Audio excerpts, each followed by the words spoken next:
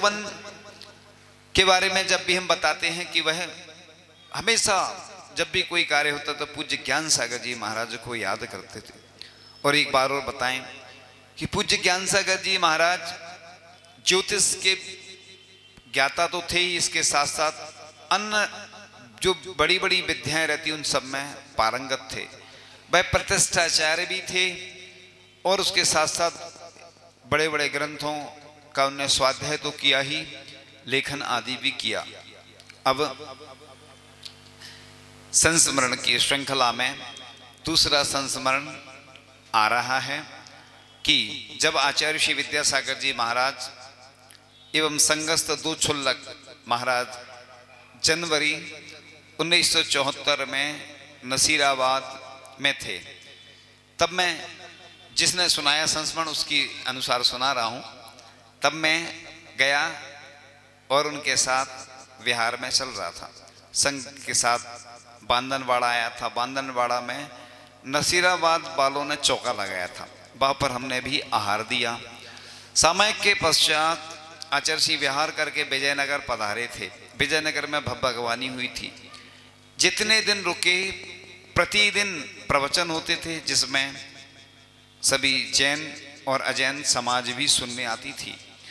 अजैन लोग इतने प्रभावित हुए कि उनके निवेदन पर विजयनगर के चौराहों पर आचार्य श्री जी के प्रवचनों का आयोजन किया गया था, जिससे बहुत प्रभावना हुई थी। ऐसे आध्यात्मिक प्रवचन पहले किसी ने नहीं सुने थे। आचार्य श्री जनवरी में आए थे और फरवरी में कवलियास चले गए थे। लगभग 15 दिन का प्रवास था। तो इस प्रकार से आचार्य भगवान से जन जन प्रभावित तो हुआ। पूरे विश्व के लोग आचार्य भगवान की चर्या से प्रभावित हुए, उनके तप और त्याग से प्रभावित हुए। इसी श्रृंखला में आगे फिर से नए संस्मरण के साथ कि किस प्रकार से निश्चय और व्यवहार का दर्शन होता है। तो यह 21 फरवरी 1974 की बात थी। आचार्य श्री विद्यासागर जी महाराज हमारे गांव गुलाबपुरा में आए थे। तब काफ़ी सर्दी पड़ रही थी। ये तो सबको ज्ञात ही है कि आचार्य भगवान शीतकाल में कितनी ठंड सहन करते हैं। अमरकंटक की बात थी, बीच में और भी जुड़ते जाएंगे। ये तो जो सुना रहे वो तो है ही, कुछ कुछ याद आते जाते। अमरकंटक में जब आचार्य श्री पहुँचे तो एक बाबा थे वहाँ के, और उनको शक हुआ कि ये रात में कुछ ओढ़ लेते होंगे, और वह अमरकंटक में रात में गए देखने के लिए कि ये कुछ ओढ़ लेते होंगे। देखा उन्होंने, चुपचाप पहुंच गए तो आचार्य श्री शयन कर रहे थे लकड़ी के पाटे पर। उनके रोंगटे खड़े हो गए कि हम तो ये सोच रहे थे कुछ ओढ़ते होंगे, ये तो दिगंबर अवस्था में ही इतनी ठंड को सहन कर रहे हैं। और अमरकंटक की ठंड, यानी अमरकंटक में मार्च में भी गर्मी नहीं रहती, उधर ठंडक रहती है। तो आचार्य भगवान कि कई बार बिहार में ऐसे प्रसंग बने कि रात रात भर सोए नहीं आचार्य श्री, और मुनि महाराज उनके पैर के तलवे रहते ना जो, घिसते रहे रात भर। और कई बार तो ऐसी स्थितियां बन जाती कि खुला छप्पर भी रहता है या व्यवस्थित नहीं हो पाता है, और आचार्य भगवान उस शीत को सहन करते। तो आचार्य भगवान के बारे में चर्चा चल रही थी कि एक छोटे कमरे में पाटे पर हम लोगों ने चारा लगा दिया था। आचार्य श्री जी उस पर बैठ गए और ध्यान में लीन हो गए। 10 बजे रात में हम लोगों ने लेटने के लिए निवेदन किया तो उन्होंने सिर हिलाकर मना कर दिया। उनके साथ में 2 छुल्लक जी थे।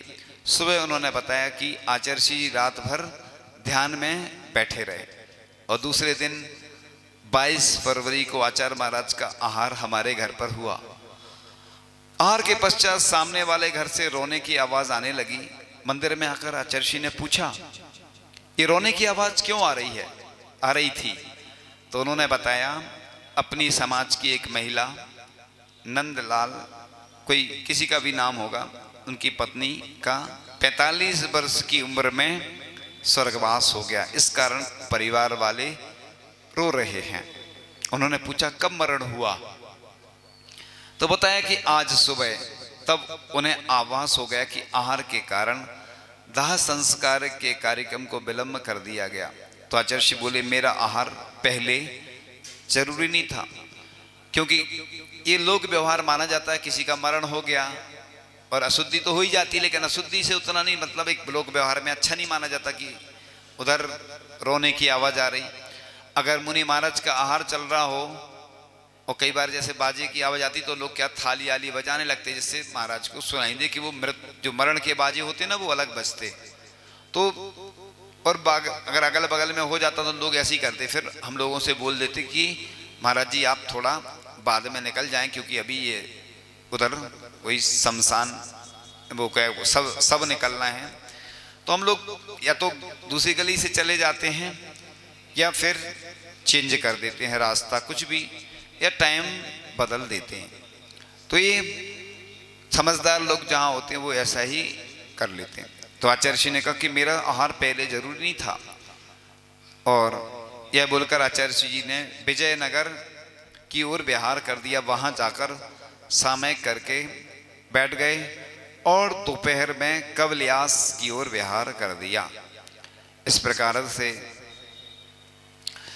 आगे की क्रम में फिर नया आपके लिए आ जाता है नया संस्मरण कि सन 1974 में फरवरी माह में आचार्य श्री विद्यासागर जी महाराज विजयनगर से कवल्यास होती है मांडल पधारे।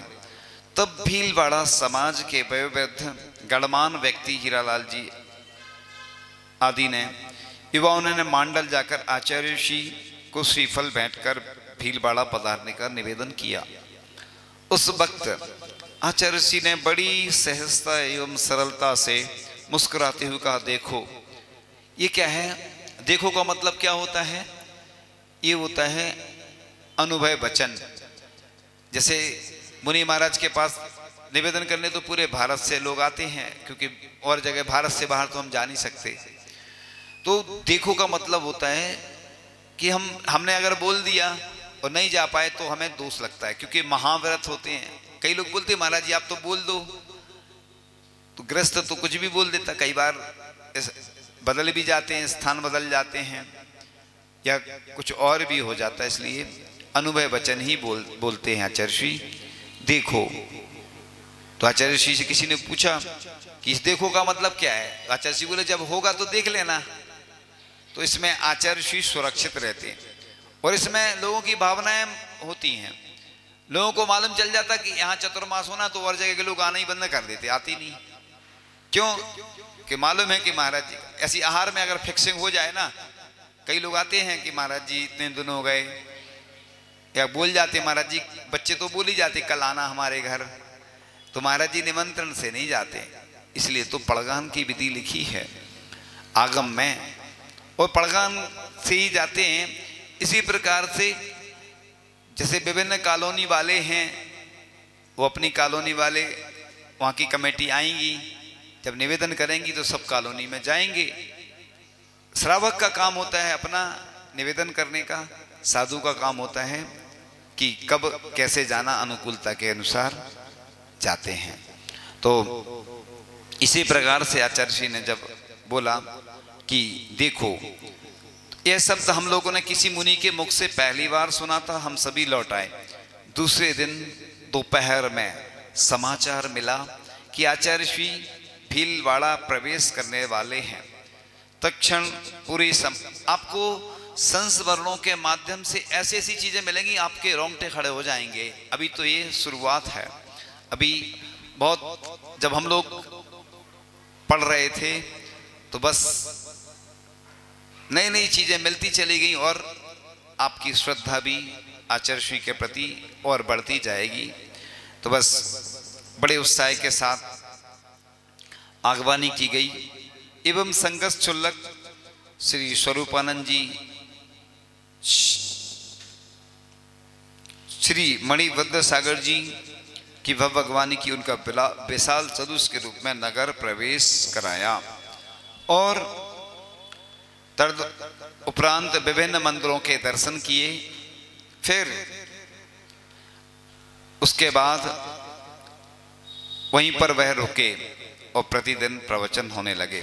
एक दिन सुबह आचार्य श्री जी की कक्ष के अंदर ही उन्होंने अपने केस लॉन्च करना प्रारंभ कर दिए। जब लोग प्रतिदिन की भांति उनके दर्शन करने लगे तो केस लॉन्च करते देख बाहर आकर सबको बताया। धीरे धीरे लोग एकत्रित होने लगे। आचार्य श्री के केस लॉन्च देखने का अवसर बहुत कम लोगों को प्राप्त हो पाता, क्योंकि आचार्य श्री जब करते हैं तो तुरंत ही मालूम चलता है। हम लोगों को तो मालूम चल जाता था पहले से कि कल होंगे अनुमानित, लेकिन देखने का अवसर सबको प्राप्त नहीं हो पाता। तो ऐसे ही आचार्य श्री सभी लोग आश्चर्यचकित थे, ये कैसे साधु हैं, बताया ही नहीं। तो चुल्लक स्वरूपानंद जी से बड़े लोगों ने कहा आपने बताया नहीं, बता देते तो कार्यक्रम हो जाता। पहले केस लॉन्च कैसे होते, मंच पे होते थे साधु, कई अन्य साधु जो कर नहीं पाते थे तो अन्य साधु उनके करते थे केस लॉन्च और कार्यक्रम होता था। लेकिन आचार्य श्री ने ये प्रक्रिया आरंभ की कि कमरे में ही करने लगे। और तो चुल्लक जी बोले कार्यक्रम हो तो रहा है, आप लोग देख रहे हैं। इस प्रकार आचार्य श्री जी 1974 से ही देखो शब्द बोलकर अनुभव वचन के माध्यम से अपने सत्य महाव्रत की पालना करते आ रहे हैं। तो आमलियों की बाड़ी में कुछ दिन प्रवास किया था और आचार्य महाराज के चारित्र एवं क्रियाओं से लोग बड़े प्रभावित हुए। विशेष तौर पर जब उन्होंने बिना बताए अपने इस जीवन में 22वां केस लॉन्च किया था। एक दिन सुबह भोपालगंज के श्री महावीर दिगंबर जैन पंचायत मंदिर के दर्शन करने गए तो मूल नायक भगवान महावीर स्वामी के प्रतिमा के दर्शन कर उनका मन रम गया और लगभग 10-12 दिन वहां प्रवास किया था और विशेष ज्ञान साधना की थी। इस प्रकार से कुंडलपुर के बड़े बाबा को जब आचार्य श्री ने 1976 में जब दर्शन किए तो आचार्य श्री बड़े प्रभावित हुए और बड़े बाबा के यहाँ लगभग 5 चतुर्मास हुए और कई ग्रीष्मकालीन और कई शीतकालीन हुए प्रवास और आचार्य भगवान बड़े बाबा के ही हो गए। और बड़े बाबा की कृपा इतनी उनके ऊपर बरसती रही कि बस उन्होंने फिर सोचा कि बड़े बाबा को नया मंदिर बनवाना है और उच्चासन देना है। तो बस एक बार की बात है, पूज्य समता सागर जी महाराज, प्रमाण सागर जी महाराज के साथ हम ब्रह्मचारी अवस्था में विहार करवाते हुए पहुंचे कुंडलपुर। तो मैं ब्रह्मचारी था तो संघ में तो था ही मैं, लेकिन कुछ दिन संघ में कुछ दिन घर में। आचार्य भगवान से मैंने प्रश्न पूछा, थोड़ा थोड़ा तो बोलने लगे थे अपन, छोटा बच्चा होता है पैदा होता है ना तो धीरे धीरे बोलना सीख जाता है। ऐसे ही अपन भी जब ब्रह्मचारी थे तो थोड़ा थोड़ा तो आचार्य श्री से बात करने लग गए थे। तो आचार्य श्री से मैंने कहा, आचार्य श्री लोग कहते हैं बड़े बाबा कैसे जाएंगे, तो देखो हमारे आचार्य भगवान कितने सरल और सहज हैं। लोग कहते हैं कि आचार्य श्री बहुत कठिन है, मैं कहता हूँ दुनिया में आचार्य श्री से सरल कोई है ही नहीं। वो कठिन भी हैं, चर्या में कठिन हैं तो व्यवहार में बहुत सरल है। लेकिन शिष्यों को अनुशासन सिखाने के लिए आचार्य भगवान को कठिन होना पड़ता है। तो इस आचार्य श्री ने कहा अपन बड़े बाबा को उच्चासन बनाकर देंगे, बड़े बाबा से कहेंगे कि आइए और बैठिए, तो बड़े बाबा बैठ जाएंगे। तो हमने सोचा देखो छोटी बुद्धि वाले लोग कैसे सोचते हैं। हमने कहा देखो आचार्य जी तो ऐसे कह रहे जैसे छोटे से बच्चों का जैसा खेल हो काम हो। जब मैंने बड़े बाबा को विहार करते देखा तो उस दिन सब महाराजों को आचार्य ने कह दिया नीचे जाना, क्योंकि ऊपर उतनी व्यवस्था नहीं थी। हम लोग लेकिन नहीं गए। हमने कहा बड़े बाबा को तो रात में देखेंगे कैसे जाते हैं बड़े बाबा। तो रात में तो किसी कारण बड़े बाबा का वो कुछ काम हो नहीं हो पाया, दिन भर लग गया। फिर शाम को बड़े बाबा विराजमान हुए थे।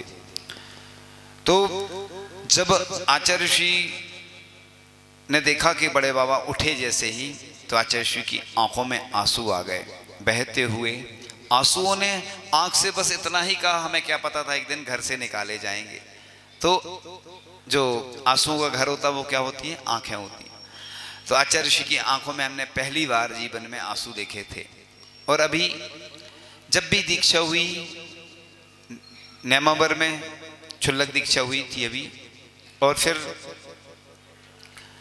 कुंडलपुर में एक बार मुनिराज आए थे, तब फिर एक बार पंचकलना के दौरान आचार्य श्री की आंखों में, अब तो कई बार ऐसे भावुक हो जाते हैं कि देखो, क्योंकि उन्होंने ऐसे बड़े बड़े काम किए हैं, लेकिन अभी भी उनके मन में एक विकल्प रहता है कि मैं ये नहीं कर पाया, ये नहीं कर पाया। इसलिए वो देखो भगवान की सुरक्षा के लिए कि हमारा जिन शासन जैन शासन जीवित रहे, जयवंत रहे, ऐसे एक संत को चिंता होती है।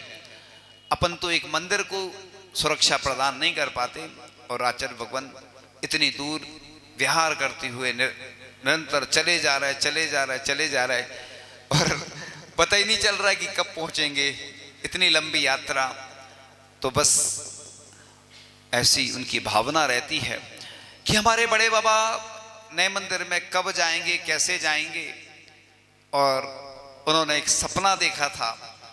तो पूज्य सुधा सागर जी महाराज के साथ जब हम गए भगवान के दर्शन करने, बड़े बाबा के दर्शन करने, तो महाराज जी ने सबसे पहले एक ऊपर आदिनाथ भगवान की प्रतिमा है, बड़े बाबा के बाईं ओर एक मंदिर है ऊपर, उधर दोनों चरण स्पर्श करते हुए उन भगवान की बहुत सारी जो एनर्जी रहती ना, एनर्जी ली, फिर हम सबको एनर्जी दी।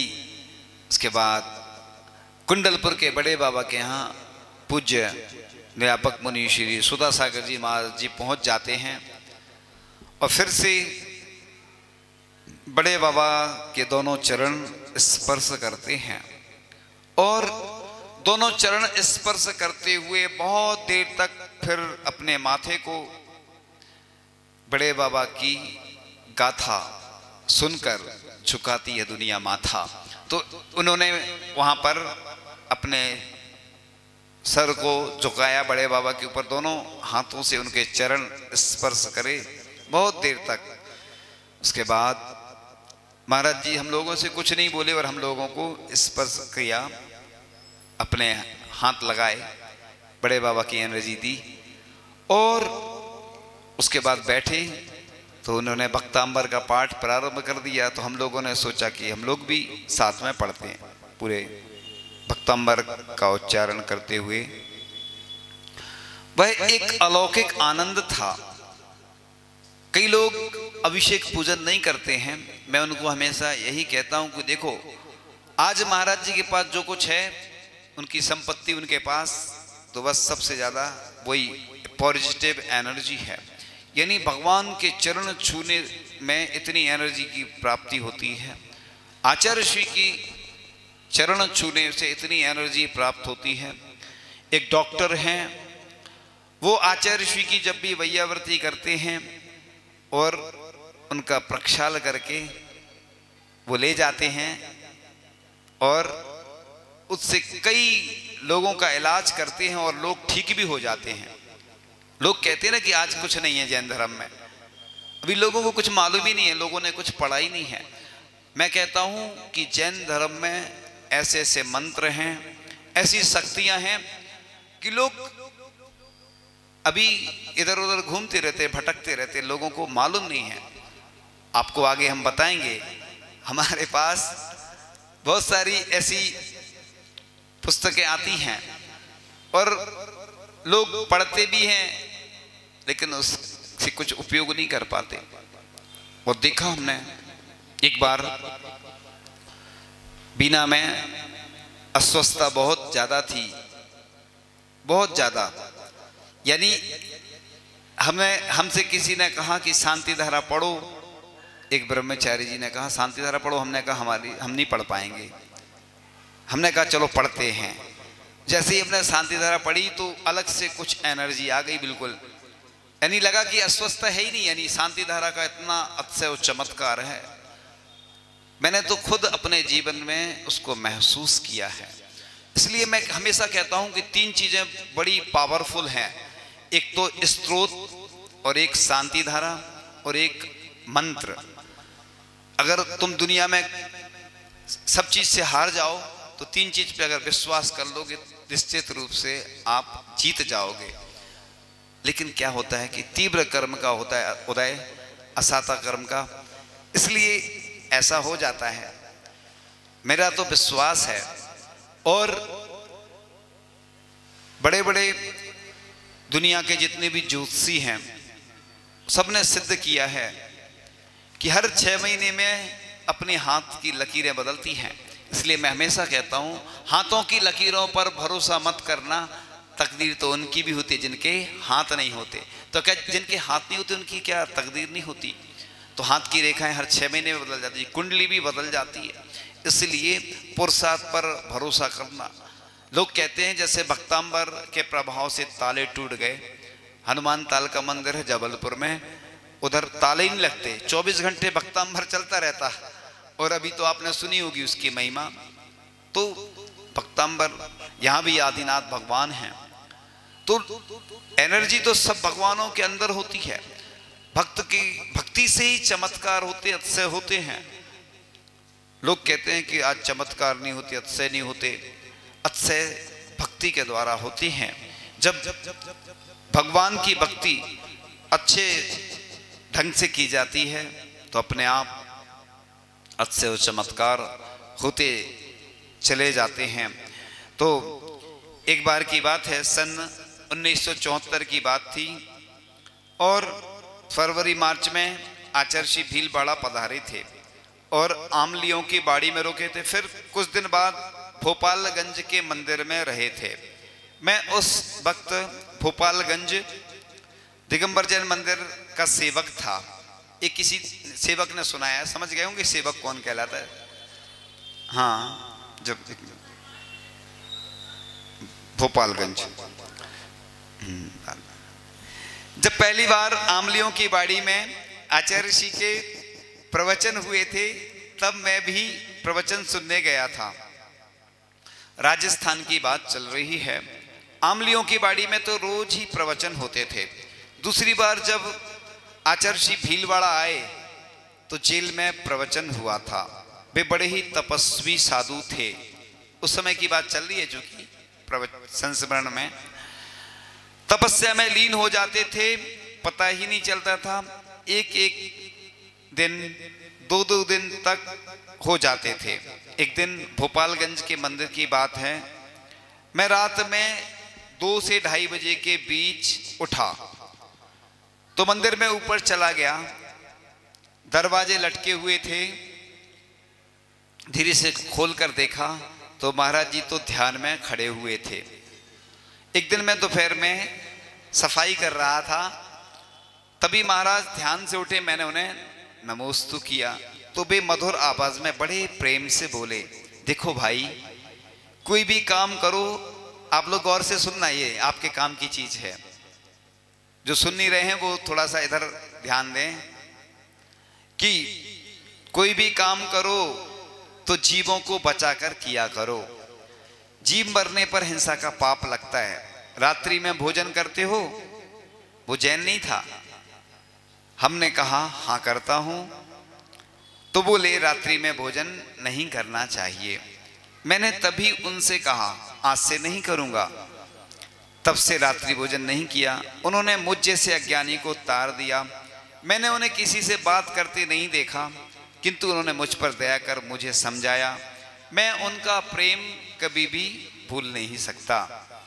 अब अष्टमी चतुर्दशी को जीवित भगवान यह आने वाला है कि आचार्य श्री उस समय जिन्होंने भी देखा था वे सब आज तक कहते हैं कि आचार्य श्री विद्यासागर जी को उस वक्त किसी से कोई भी संसार की बात करते नहीं देखा।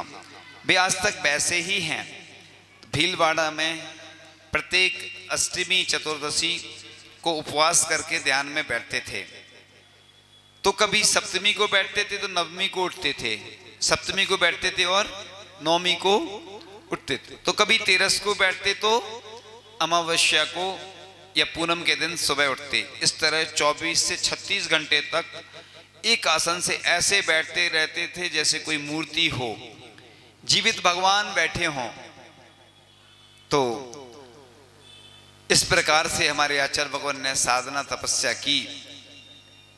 ये तो अभी ओनली सैंपल है, only sample, not for sale. यानी अभी हमने जो सुनाया है ये शुरुआत है। अभी तो ऐसे ऐसे संस्मरण आने वाले हैं कि उसमें मालूम चलेगा कि 44 घंटे तक आचार्य श्री ने ध्यान किया। तो 1974 फरवरी माह के अंत में सदलगा से आचार्य श्री के दर्शन करने के लिए राजस्थान आया था। ये अग्रज बड़े भाई जो हैं उन्होंने संस्मरण सुनाया। पता चला कि आचार्य श्री भीलवाड़ा में हैं। मैं भी भीलवाड़ा पहुंचा। संग में चुल्लक स्वरूपानंद जी और मुनि महाबल महाराज, दक्षिण के शिष्य चुल्लक मणिभद्र सागर जी महाराज भी थे। तो मैं उनके पास ही सो जाता था। मैं भी सुना देता हूँ अपना संस्मरण बीच में। एक बार मैं सोना गिर गया, होली का समय था तो कहीं स्थान नहीं मिला। जब मैं ग्रस्त अवस्था में था, होली पे उधर मेला लगता है, अब कहीं जगह ही नहीं। तो फिर मैं, एक मुनि महाराज थे, संग था एक कोई भी, तो बस पहुंचा मैं और जमीन में लेट गया। रात भर सोता रहा वहीं। फिर सुबह उठा, वहां पर कुछ अभिषेक की क्रियाएं चल रही थी। मंदिर नहीं था वो, समझ जाना आप लोग, कुछ कुछ चीजें हम खुल के नहीं बोल पाते। तो अभिषेक की क्रियाएं चल रही थी और फिर हम वहां से आ गए। देखो कई बार ऐसी स्थिति हो जाती कि सोने के लिए कोई स्थान नहीं मिला तो जमीन में सो गए। ब्रह्मचारी नहीं थे हम, सामान्य ग्रस्त अवस्था की बात चल रही। तो एक दिन मैं उनके पास ही सो जाता था। एक दिन हमने आचार्य महाराज को अपनी कक्षा 11वीं का सर्टिफिकेट दिखाया। आचार्य श्री सर्टिफिकेट देखकर बोले, कक्षा में सेकंड परिणाम है, बहुत अच्छा है, और पढ़ो, कॉलेज में भी पढ़ना, भाई बहनों को भी पढ़ाना, अब बीच में पढ़ाई मत छोड़ना। किसको बुलाए समझ गए ना आप लोग, बड़े भाई, गृहस्थ जीवन। फिर बात करने का अवसर नहीं मिला। हमने वहां पर 44 घंटे तक ध्यान में देखा। तेरस के दिन 12 बजे दोपहर समय के लिए दीवार की ओर मुख करके बैठे तो आचार्य श्री फिर उठे ही नहीं। मैंने सोचा कि आहार पानी तो लेकर के आ गए, फिर अभी तक शंका आदि के लिए नहीं गए, जाएंगे या फिर संभवतः रात्रि में जाएंगे। फिर भी मैं वहां पर देखता रहा, रात में 10 बज गए, उठे ही नहीं। समाज के बीच सब लोग भी चले गए जो सेवा वैयावृत्ति करने के लिए आए थे। दोनों चुल्लक महाराज सो गए, मैं भी लेट गया, किंतु नींद तो आ ही नहीं रही थी, क्योंकि रात में आचार्य महाराज उठेंगे तो अंधेरे में कैसे जाएंगे। वैसे एक बात बता दूं, आचार्य श्री का नियम था कि शाम को जिस पाटे पर बैठ जाते थे और 12 घंटे बाद उठते थे। ये तो मैंने खुद साक्षात देखा। अब कोई अस्वस्थता है या कोई अन्य कारण है वो अलग बात है, बाकी आचार्य भगवान तो उन्होंने सोचा कि मेरे पास टॉर्च है, मैं प्रकाश दिखा दूंगा। इस कारण निद्रा थोड़ा आती फिर खुल जाती। दिखता तो वो वैसे ही बैठे हैं, रीढ़ सीधी दिखती। सुबह हो गई, चतुर्दशी का दिन था, लोग आए, दर्शन करके चले गए। दोपहर में प्रवचन सुनने के लिए लोग आए तो आचार्य श्री को ध्यान में बैठा देख सभी लोग थोड़ा थोड़ा जाप वगैरह करके चले जाते। फिर तीसरे दिन सुबह 8 बजे के बाद उठे, लोग चर्चा करने लगे। 44 घंटे से भी ज्यादा समय हो गया, एक आसन से बैठने के बाद भी उनके चेहरे पर थकान नहीं है। 2 रात सोए नहीं और भोजन पानी के बिना तो रहा जा सकता है, किंतु शंका आदि के बिना 44 घंटे रहना, यह बहुत बड़ी साधना पहली बार देखी। ऐसी ध्यान साधना से ही कर्म निर्जरा होती है, ऐसी कठोर साधना से ही संसार छूटता है। तभी तो उनके प्रवचनों में अध्यात्म अमृत बरसता है। आदि अनेक चर्चाएं सुनी। तो इस प्रकार से हमारे आचार्य भगवान ने ऐसी ऐसी साधनाएं की हैं कि उन साधनाओं को सुन करके हमारा हृदय नतमस्तक तो हो ही जाता है और लगता है कि पंचम काल के भगवान हैं, क्योंकि पंचम काल में भी चतुर्थकालीन चर्या के धनी हैं। अनेक विद्वानों ने लिखा है कि मैं जब यह नमो आयरियाणम सुनता था तो मेरा विश्वास ही नहीं था कि कोई साधु होते हैं, और जब आचार्य श्री विद्यासागर जी महाराज के दर्शन किए तो मेरा णमोकार मंत्र के ऊपर पूर्ण विश्वास होता चला गया। जो कभी दर्शन नहीं करते थे साधुओं के, क्योंकि वो देखते थे कि साधु होते ही नहीं हैं और चर्या ऐसी होती थी कि कई कमियां रह जाती थी, लेकिन आचार्य भगवान ने जो मूलाचार में जैसी चर्या लिखी है हम सबको बताया, और उसी के माध्यम से सन 1974 में लगभग 17-18 दिन का प्रवास भीलवाड़ा राजस्थान में रहा। तब भोपालगंज स्थित श्री दिगंबर जैन मंदिर की धर्मशाला में आचार्य श्री जी और क्षुल्लक स्वरूपानंद जी एवं क्षुल्लक मणिभद्र सागर जी का प्रवास था। एक दिन छत पर सामय कर रहे थे, मौसम अच्छा था, आकाश में बादल छाए हुए थे।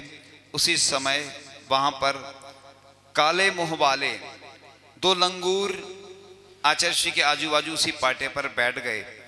वे दोनों लंगूर इतनी निर्भरता से बैठे मानो उन्हें आचार्य श्री जी एक मूर्तिवत लग रहे हों थे।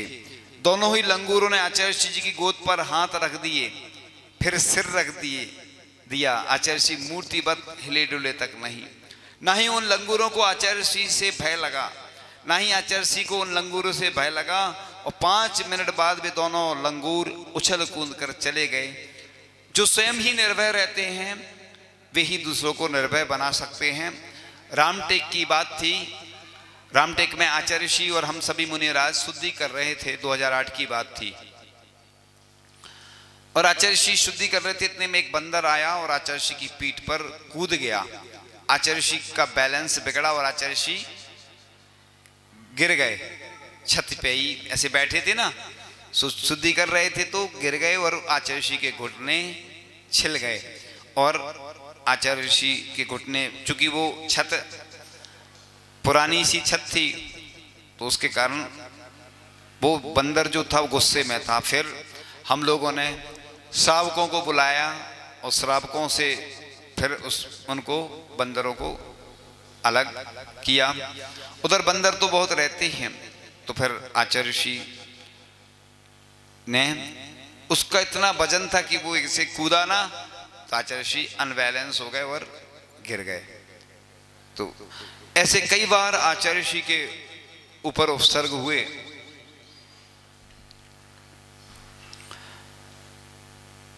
तो इस प्रकार से आगे फिर और यही श्रृंखला अनवर रूप से जारी रहेगी। अभी तो गुंजाइश और भी दिख रही है, तो कुछ और लेकर फिर आगे प्रश्न पूछेंगे। तो एक दिन गंगापुर ग्राम निवासी दिगंबर जैन समाज के लोगों ने श्रीफल अर्पित कर निवेदन किया कि महाराज, हमारे गांव में 35 वर्षों से कोई जैन साधु मुनि का आगमन नहीं हुआ है, अतः आप पधारें और ऐसा आशीर्वाद प्रदान करें कि हम लोगों को जैन साधुओं की सेवा हमेशा मिलती रहे।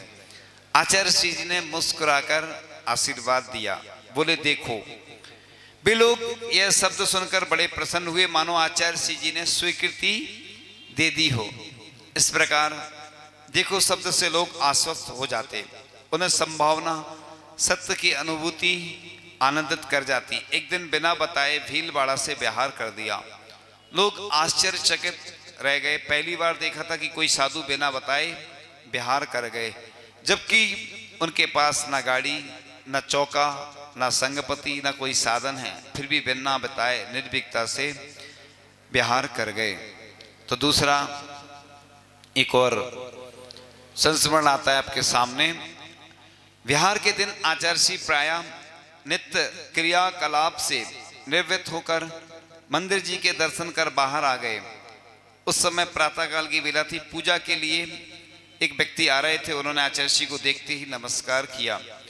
तो आचार्य ने पूछा, बागौर का रास्ता किधर है?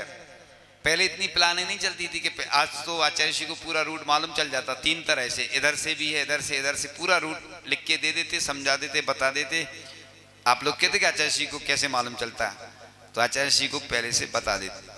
और अब तो महाराज जी चलते हैं तो आगे हो जाते हैं, इशारा कर देते, बता देते। तो आचार्य पहले ऐसे ही पूछ लेते थे लोगों से। तुरंत उन्होंने आचार्य का कमंडल पकड़ लिया और चलते हुए लोगों के द्वारा बागौर वाले जो मंदिर के पास में रहते थे उन्हें सूचना दी। आजकल तो तुरंत सूचना आ जाती है, और पहले जमाने में देखो क्या स्थिति रहती थी। समाचार शीघ्र ही फैल गया। लेकिन पहले की स्थिति अलग थी। पहले सूचना नहीं मिलती थी, अट्रैक्शन रहता था। जैसे लोग आज मोबाइल पे बात करते रहते और फिर मिलते हैं तो उतना कुछ नहीं रहता। कोई लिवाने भी नहीं जाता, भेजने भी नहीं जाता। गृहस्थों के लिए बात चल रही है तो महाराज जी की तो बात अलग है। पहले पत्र लिखते थे तो कितना अलग रहती थी अनुभूति। पत्र आता था और अब तुरंत मैसेज हो जाता है, तुरंत फोन पे बात हो जाती है, वीडियो कॉलिंग भी हो जाती। तो अब उतना अट्रैक्शन नहीं है। तो समाज के लोग रास्ते में दौड़े आए, बोले आप घोषित कर देते तो सारी व्यवस्था बन जाती। तो आचार्य जी हंसते हुए बोले, व्यवस्था से हमारी अवस्था बिगड़ जाती। 29 किलोमीटर चलकर, कितना 29 किलोमीटर चलकर 11 बजे बागौर पहुंचे और आचार्य का आहार हुआ। इस संबंध में महावीर जी ने बताया, महावीर प्रसाद जी अष्टगे ने बताया, आचार्य जी शुरू से ही निष्प्रह निर्मोही साधक हैं। वे बिहार के बारे में संघ को भी नहीं बताते थे। संघस्थ साधुओं को ही सचेत रहना होता था। एक बार की बात है, जबलपुर में हम बैठे हुए थे और ऊपर स्वाध्याय कर रहे थे। इतने में हमने सोचा कि शाम हो गई, 3-4 बज गए होंगे। ऊपर छत से पूछा एक ब्रह्मचारी जी से कि कितने बज गए? तो वो चौंक गए हमें सुन के ऊपर से, महाराज जी आप अभी तक वहां बैठे हो? हमने कहा क्यों? बोले बिहार हो गया। अरे हमारे पैरों से जमी खिसक गई। और हम फिर नीचे आए और हमने पुस्तक ज़्यादा थी विशेष तो थोड़ी बहुत जमाई, फिर भगवान के दर्शन किए और अकेले फिर बिहार करके आए।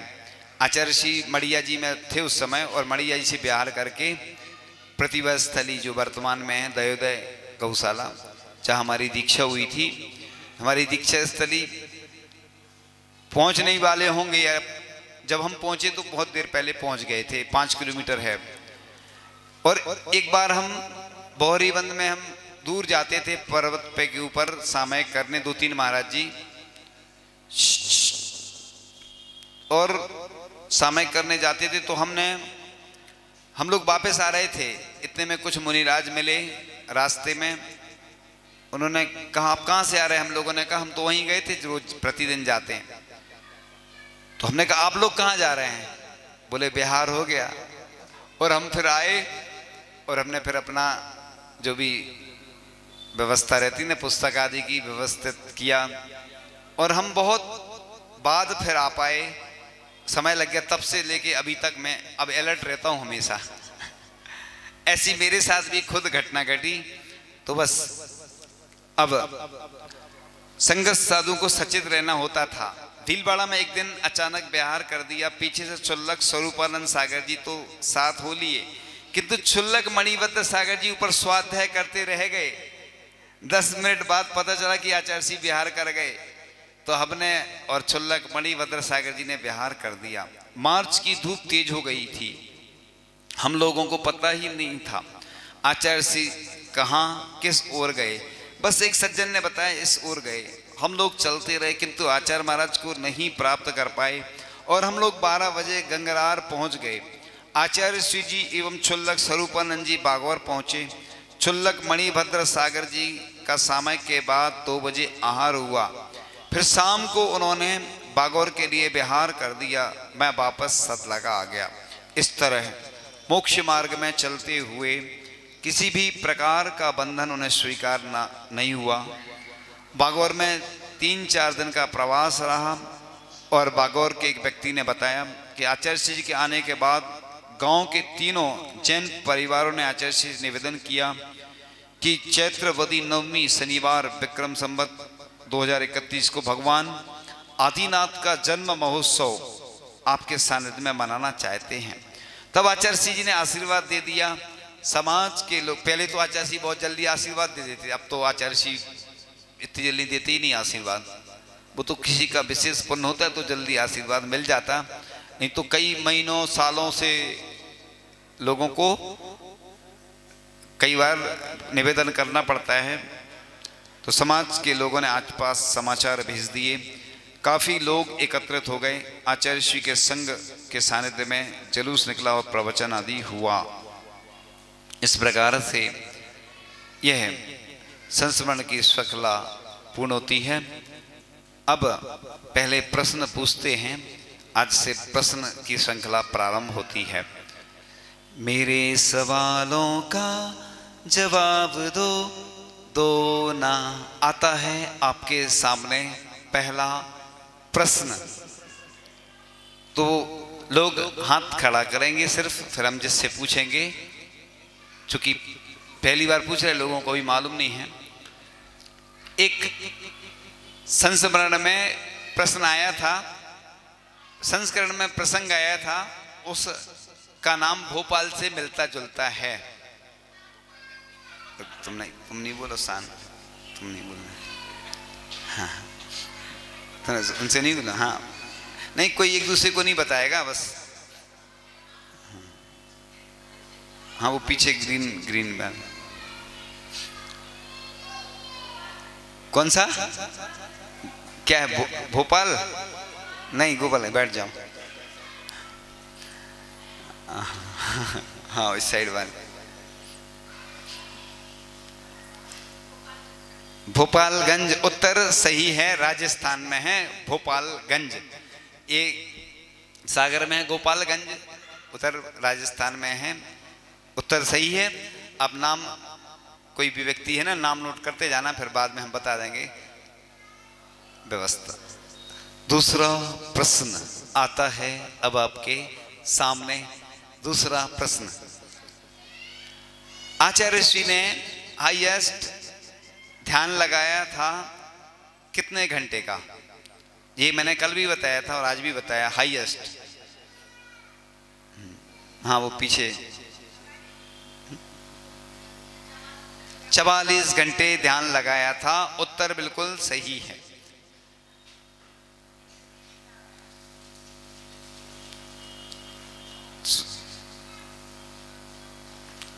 तीसरा प्रश्न आता है अब आपके सामने।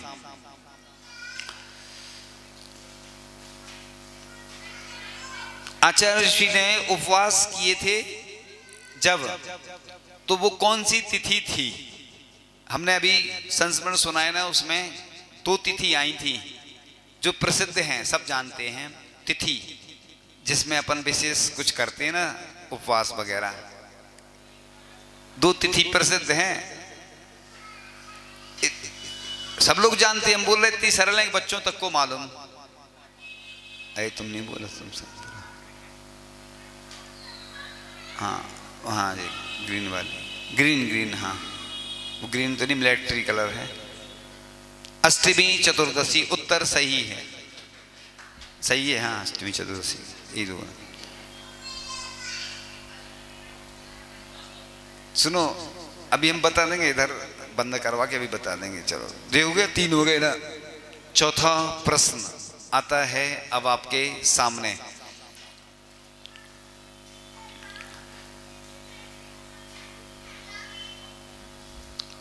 एक व्यक्ति ने कुछ नियम लिया था आचार्य जी से जो मंदिर में काम करता था। वो कौन सा नियम था? सबसे पीछे, हाँ वो, हाँ सबसे पीछे। रात्रि भोजन का नियम लिया था जो मंदिर में काम करता था। उत्तर बिल्कुल सही है। पांचवा प्रश्न आता है अब आपके सामने। पांचवा प्रश्न, आज की संस्मरण की श्रृंखला में बताया था हमने कि पांचवा प्रश्न आज की संस्मरण की श्रृंखला में हमने सुनाया था कि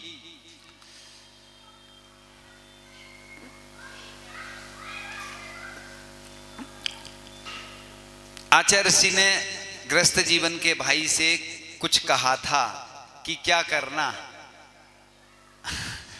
हाँ ये आगे बैठी ने, सबसे आगे। हाँ नहीं वो नहीं, ये वाली। हाँ वो वाइट वाली, वाइट।